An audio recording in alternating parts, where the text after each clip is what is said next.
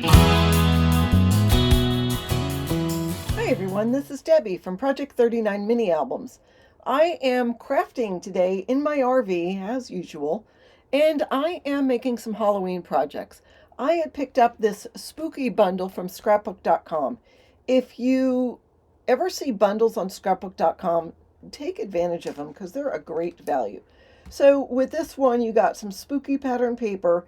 It is 4 1/4 by 5 1/2. You got this mini ghost stamp, this spooky stamp, which obviously I've used with orange ink, which has permanently changed it, but it doesn't affect the quality of the stamp. Some shape dies and really cute shape dies. Happy Halloween and boo. I I actually went to look for a couple of Halloween sentiments, and that is why I ended up with this. But the fabulous thing is, I was going to make some cards with this because it's perfect, it being 4 1/4 by 5 1/2. And it's a great value all by itself because you get a lot of paper in here and it's already cut to card size. So if you were making cards, this would be so quick and easy to start with. You don't need a whole 12 by 12 pad of paper. You just have this. But after I got it, I thought, I could make a mini album out of this, just a small little mini album. And that is what I made. This mini album is 5 by 6 with a 1 1/2 inch spine, and I just let the paper do the talking. Now, I did add a couple of things to it, very, very few. One thing I added was some glitter cardstock. I had a frame die that I used to cut that out, but I let the paper that came in the collection. I don't know if I have any more of that left. Yes, I do. That one. I let that be the cover. But couldn't you see how this would be great as a card? That's the back of that paper. Isn't that gorgeous? Anyhow, let me show you the book real quick. And I do have a tutorial coming up. It is, it will probably come out within a day or so. So just stay tuned. I also used some of my family photos and put them in the book already. I'm still going through my photos trying to figure out what I want to use. But here we've got Happy Halloween. Behind this is just a tuck spot, but behind that you see the gorgeous paper. Isn't that great? Now, because the paper was 4 1/4 by 5 1/2 and this book is 5 by 6, you'll notice there's a lot of layering done on the cover, the front cover, back cover, inside cover, and whatnot. But otherwise, and I just tacked this down before I glue because I'm not exactly sure where I want it. Otherwise, I made the book just so it fit specifically with this paper. So there is my son. Uh, he was doing a mummy contest. I just love that picture. I just thought it was cute.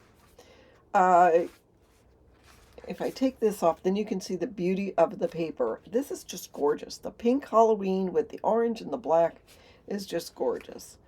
I did make some cut aparts just using some plain paper. Um, and with that die, I cut that out and made it a tuck spot so you can just add the photos to that. But yet it still looks good in the book. Here is the stamp that looked all orangey. I did use an orange archival ink pad, and that's why it stained it, but it sort of was fun. I colored it with some alcohol markers. And then here, this has our boo ghosts that will open like that. So that gives you room. As you can see, I didn't finish putting photos in here.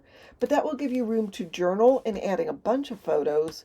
And as well, I did put some tags in the top so you can add more photos and or journal on that. I used some ribbon from my stash to decorate that. So here we go. This is that great black and white spider print. And then inside here is the spider web print. That was fun. And then I did the same thing here. I used the dies to cut apart the boo, and you could add a photo under there, but like I said, I didn't have all the photos. The back of that is just cardstock. So that'll go in the pocket. Here's a picture I took, a paper clip, and added just some black tulle on it, just to sort of correspond with the black and white. And then I said, oh, it needs a little color. So from the stamp set, I colored a couple of pumpkins and added them in there. This is not my family. It is not even my family home. It actually is Stephen King's home in Maine. We went by and visited it, and I just thought it made a nice little Halloween picture. Um, this and this actually come from Lawn Fawn from maybe a year or so ago, but we had all of these candy corns, and I just wanted a candy corn on there. I don't know if it goes, but I thought it was fun. This fun little ghosty did come from that die, and I thought it was perfect to end the book with. There's the back cover. I got to use that gorgeous paper. There's the spine, and there we are back at the front. So like I said, I will have a tutorial on this coming soon.